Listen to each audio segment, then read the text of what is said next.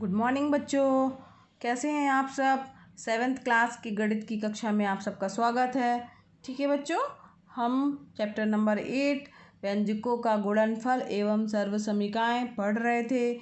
इसका जो है पहला क्वेश्चन, इस अभ्यास 8A का जो है वो हमने पहला क्वेश्चन हल कर लिया था। अब हम पढ़ने जा रहे हैं, ये अभ्यास 8A था ना, तो यहाँ पे लिख लेंगे अभ्यास 8A।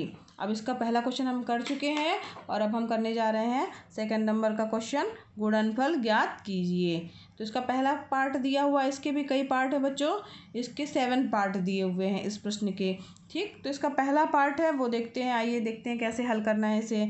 तो 4x² into 3 into x to the power 5, ठीक है, यानी एक्स की घाते 5। अब इसको कैसे हल करेंगे बच्चों, तो इसको भी हल करने का तरीका जो नियम बताए थे मैंने, उसको आपको ध्यान रखना होगा, उसी के अनुसार जो है इनको हल करना है। इसके लिए क्या होगा, एक बार नियम जो है रिवाइज कर लेते हैं। तो संख्याओं का गुणा संख्याओं से होगा बच्चों, और अगर आधार समान है तो घाते जो हैं, अगर चर राशि है और उसके आधार समान है तो घाते आपस में बच्चों जुड़ जाएंगी। ठीक है, अगर चर राशि अलग अलग है तो समान चर राशियों का गुणा जो है आपस में होगा, यक्स का गुणा यक्स के साथ होगा और वाई का गुणा वाई के साथ होगा, और समान चर वाली जो राशियाँ होंगी उनकी घातें आपस में क्या होंगी बच्चों, जुड़ जाएंगी। चलिए आइए देखते हैं इस प्रश्न को कैसे हल करेंगे। 4x² into 3x to the power 5, ये सवाल दिया हुआ है हमारे पास में। अब हमें क्या करना है, अंक का गुणा अंक के साथ 4 का गुणा 3 से होगा, और इसके बाद x का स्क्वायर है यानी x की घातें 2, और उसके बाद x की घातें कितनी है, 5। समझ में आ रहा है क्या होगा, घातें आपस में क्या होंगी बच्चों, जुड़ जाएंगी। क्यों, क्योंकि आधार एक ही है, यक्स इधर भी यक्स है इधर भी यक्स है। ठीक, घातें अलग अलग हैं तो घातें क्या होंगी, आपस में जुड़ जाएंगी।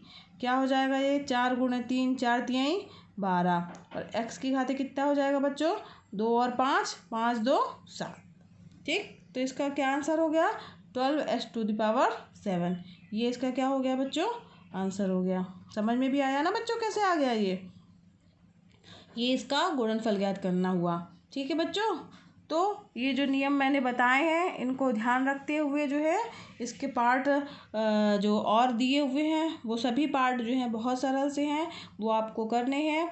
इसका एक पार्ट और देख लीजिए, बाकी पार्ट तो सभी एक ही जैसे दिए हुए हैं और आप उम्मीद है कि कर लेंगे, इसको कोशिश करिएगा, ज़रूर बन जाएंगे आपसे। अब इसका 6th पार्ट, जो 6वां पार्ट है वो देखते हैं, वो कुछ अलग सा दिख रहा है। आइए देखते हैं इसको कैसे हल करेंगे।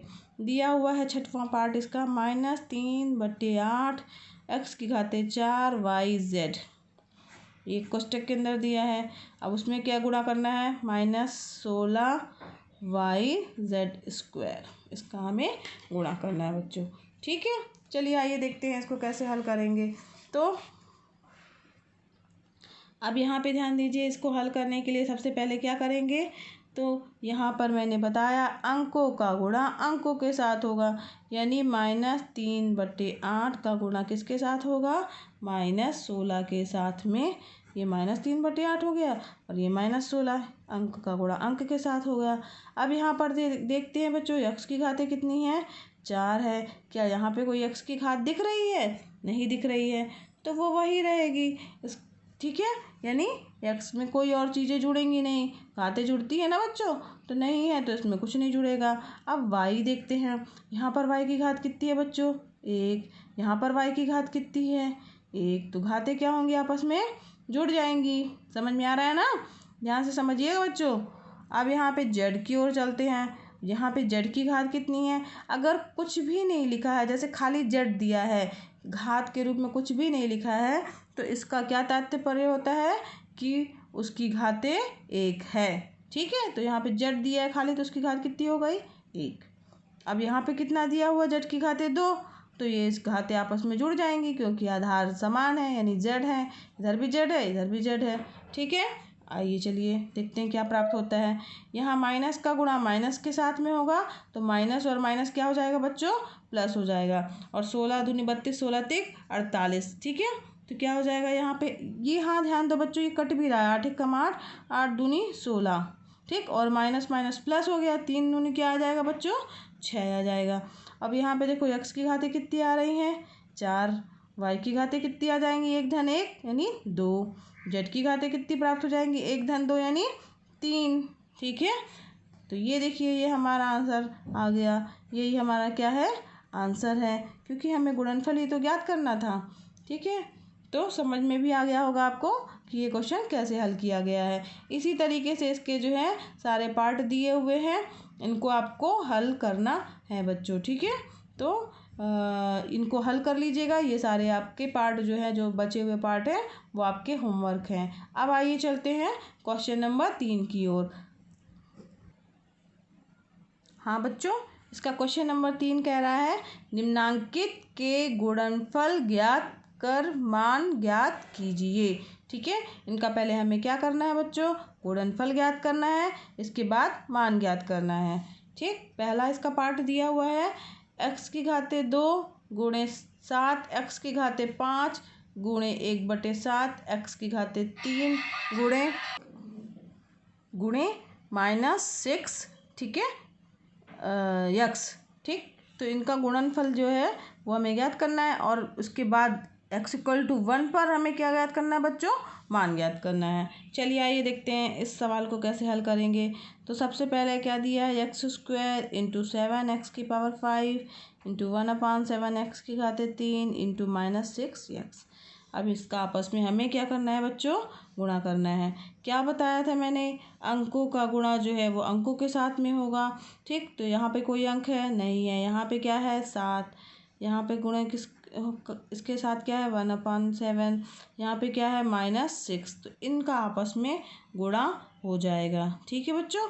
अब इसके बाद जो ये अंकों का गुणा हो गया, अब इसके बाद जो है अब आधार देखेंगे, x है, यहाँ पे भी x है, यहाँ पे भी x है और यहाँ पे भी x है, यानी आधार सबका क्या है, एक जैसा है, x ही है। तो क्या होगा, एक ही आधार है तो घातें क्या होंगी बच्चों, आपस में जुड़ जाएंगी। तो यहाँ पर x की घातें कितनी दी हुई हैं, 2, फिर इसके बाद यहाँ पर कितनी दी हुई हैं, 5, फिर इसके बाद क्या दिया हुआ है, यहाँ पर कितनी दी हुई हैं, 3, और यहाँ पर कितनी दी हुई हैं, 1, ठीक है। समझ में आ रहा है ना बच्चों। चलिए आइए आगे बढ़ते हैं। तो क्या हो जाएगा बच्चों, यहाँ 7 से 7 कैंसिल हो जाएगा, यहाँ क्या आ गया, -6 हो गया, और x की घातें कितना आ जाएगा, 5, 2 7, 3 10, 10 और 1 11, x⁻11, ठीक है। अब यहाँ पे ये हमारा क्या हो गया, गुणनफल प्राप्त हो गया, तो एक ये आंसर हो गया क्योंकि गुणनफल ज्ञात करना था। अब इसके बाद x=1 पर मान भी तो ज्ञात करना है, तो क्या करेंगे बच्चों, x=1 रखने पर अब हम क्या रख देंगे, 1 रख देंगे, तो क्या प्राप्त हो जाएगा, -6, और यहाँ पे क्या हो जाएगा, कोष्टक के अंदर 1 की घातें 11, ठीक है। समझ में आया बच्चों, हमने क्या किया है, यहाँ x की जगह पे 1 रख दिया और घातें 11 है तो ये रहेगा ही रहेगा, ठीक। और यहाँ बाहर -6 है तो ये -6 बाहर ही आ गया, ठीक। अब 1 का गुणा जो है 11 बार करेंगे तो क्या प्राप्त होगा, हमारे पास 1 ही प्राप्त होगा, तो -6 गुणे 1 प्राप्त होगा, तो यानी क्या हो जाएगा, -6 हो जाएगा।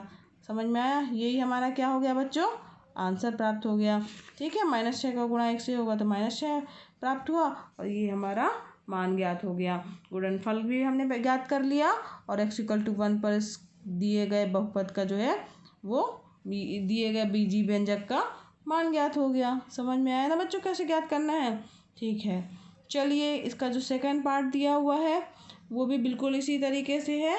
तो यहाँ पर एक बार x=1 रख के मान ज्ञात करना है और y=2 रखना है, यानी x की वैल्यू 1 रखना है और y की वैल्यू, यहाँ पे चूँकि 2 वेरिएबल्स दिए हुए हैं, 2 चर राशियाँ दी हुई हैं, कौन कौन सी, x और y, सेकंड वाला जो पार्ट है बच्चों उसकी बात कर रहे हैं हम, तो इसलिए उसमें 2 मान दिए हुए हैं, x का मान भी दिया है कि ये रख दीजिए, x=1 रख दीजिए और y=2 रख दीजिए। तो पहले हम उसी तरीके से गुणा करेंगे जैसे ये दिया हुआ है बच्चों।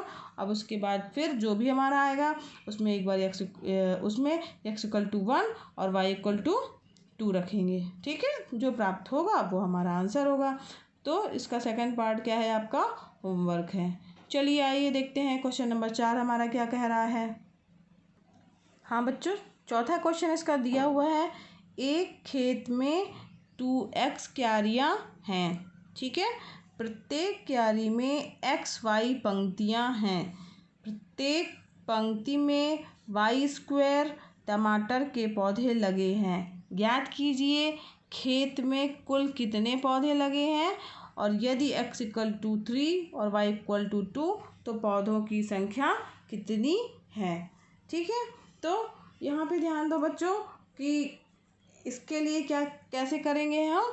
तो मान लीजिए हमारे पास जो है वो खेत दिया हुआ है, 2x क्यारियाँ हैं। तो जो हमारे पास क्यारियाँ हैं 2x हैं, ये मान लीजिए क्यारी बनी हुई है उसकी खेत की, इनकी संख्या 2x दी हुई है। फिर इसके बाद इनकी पंक्तियाँ भी हैं। ठीक, तो कितनी पंक्ति बनी हुई हैं, ये इस तरीके से पंक्तियाँ उसकी मान लीजिए बनी हुई हैं। ठीक है, तो ये पंक्तियाँ बनी हुई हैं और पौधों की संख्या। ठीक, तो पौधे किसके लगे हैं, टमाटर के लगे हुए हैं। तो इसके लिए क्या करेंगे हम, तो खेत में पौधों की कुल संख्या कितनी होगी, तो जितनी क्यारियाँ हैं उसमें जितनी पंक्तियाँ हैं उसका गुणा हो जाएगा और पौधों की संख्या का गुणा हो जाएगा। तो वो हमारे पास कुल पौधों की संख्या की पता चल जाएगी कि कितने हैं। तो क्या लिखेंगे, चलो बच्चों आओ करते हैं इसको, कैसे करेंगे। खेत में कुल कितने पौधे लगे हैं, तो खेत में पहला हम जैसे हल कर रहे हैं तो क्या लिखेंगे, खेत में पौधों की कुल संख्या। तो कुल संख्या कितनी है बच्चों, तो कुल संख्या कैसे प्राप्त होगी, तो कितनी जितनी क्यारियाँ हैं, ठीक है, उसमें किसका गुणा कर दिया जाए, जितनी पंक्तियाँ हैं कितनी पंक्तियाँ, और उसके साथ ही साथ पौधों की संख्या का, पौधों की संख्या का गुणा कर दे तो हमारे पास कुल पौधों की संख्या पता चल जाएगी। जितनी क्यारियाँ हैं, जैसे ये क्यारियाँ बनी हुई हैं, ये पंक्तियाँ हैं हमारी, ठीक, और पौधों की संख्या। ठीक है, तो क्यारी और पंक्ति और कितने पौधे लगे हुए हैं, तो पौधों की संख्या का गुणा कर देंगे तो हमारे पास खेत में पौधों की कुल संख्या प्राप्त हो जाएगी। ठीक है, समझ में आ रहा है ना बच्चों। तो अब यहाँ पे ध्यान देते हैं, कितनी क्यारियाँ हैं, तो 2x क्यारियाँ हैं। तो यहाँ पे क्या लिखेंगे, 2x लिखेंगे बच्चों। पंक्तियाँ कितनी हैं, तो कितनी पंक्तियाँ दी हुई हैं, XY पंक्तियाँ हैं, तो यहाँ पे XY लिखेंगे बच्चों। पौधों की संख्या कितनी है, तो पौधों की संख्या कितनी है, y² टमाटर के पौधे लगे यानी y² हो गई पौधों की संख्या। ठीक है, तो क्या हो जाएगा बच्चों, यहाँ पे अंकों का गुणा बच्चों अंकों के साथ होगा, तो यहाँ पे अंक में केवल 2 ही दिया हुआ है, इसलिए क्या हो जाएगा, 2 हो गया। अब x देखिए यहाँ पे कितने हैं, यहाँ पर x की घातें 1 है। ठीक, यहाँ पर यहाँ पे एक और x है, इसकी घातें कितनी है, 1 है। यहाँ पे x है क्या, नहीं है, तो बस x की घातें जो है आपस में जुड़ जाएंगी। अब यहाँ पे देखते हैं y है, तो y की घातें क्या हो जाएंगी बच्चों, यहाँ पर तो y है नहीं, यहाँ पर y है, तो y की घात कितनी है, 1 है, और यहाँ पर y की घात कितनी है बच्चों, 2 है। ठीक है, तो ये समझ में आया ये कैसे आ गया, आधार समान है तो घातें जुड़ जा रही हैं। ठीक है, और x के साथ x की ही घातें जुड़ेंगी, y के साथ y की ही घातें जुड़ेंगी। क्या हो जाएगा बच्चों, 2x की घातें कितनी हो गई, 1 + 1 यानी 2, और y की घातें कितनी हो गई, 1 + 2 यानी 3। ठीक है, तो ये कुल मिला के हमारे पास पौधों की संख्या कितनी प्राप्त हो गई, इतने पौधे हैं। ठीक है, इतने पौधे हमारे पास पता चल गया, इतने पौधे हैं। अब यहाँ पे दिया हुआ है कि सेकंड पार्ट है, यदि x = 3 और y = 2 तो पौधों की संख्या कितनी है, यानी कि पौधों की संख्या निकालनी है। तो सेकंड इसका पार्ट जो दिया है, यदि x = 3 y = 2 तो पौधों की संख्या ना ज्ञात करनी है हमें। तो क्या लिखेंगे हम फिर, पौधों की संख्या, पौधों की संख्या क्या आया है हमारे पास, पौधों की संख्या कितनी आई बच्चों, 2x² y³ है ना, इतनी ही आई है ना ये पौधों की संख्या। तो अब इसमें हम क्या करेंगे, x = 3 रख देंगे, तो 3 का स्क्वायर हो गया, y बराबर क्या दिया हुआ है, 2 दिया है, तो 2 का स्क्वायर हो गया, नहीं 2 की घाते 3 हो गई, y की घाते 3 दिया है ना, 2 की घाते 3 हो गई, तो क्या आ जाएगा 2, 3 का स्क्वायर यानी 3 गुणे 3, 3 गुणे 3, 3 का 2 बार गुणा, और y की जगह 2 रखना है हमें, सॉरी यहाँ पे हमने 2 नहीं रखा, 2 की घाते 3, 2 की घाते 3 यानी 2 का आपस में 3 बार गुणा। ठीक, समझ में आया बच्चों। अब ये बराबर क्या हो जाएगा हमारे पास, इसको गुणा करिए, देखिए कितना आ रहा है, तो ये 2 हो गया, 3 त्रिकाई 9 हो गया, 2 दूनी 4 दूनी 8। ठीक है, अब 9 दूनी 18 और 18 अट्ठे 44। ठीक है, ये हमारे पास कुल कितने पौधे हो गए, पौधों की संख्या कितनी हो गई, 144 पौधे प्राप्त हो गए। ठीक है, तो यहाँ पे पौधों की संख्या प्राप्त हो गई हमें, कितनी हो गई, यदि x का मान दिया है और y का मान दिया है तो पौधों की संख्या 144 होगी। ठीक है, तो लिख देना उत्तर अलग से, अतः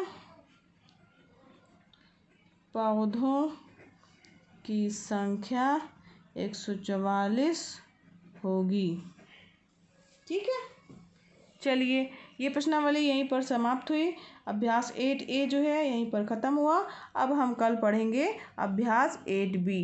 ठीक है बच्चों, चलिए मिलते हैं कल फिर, नमस्कार।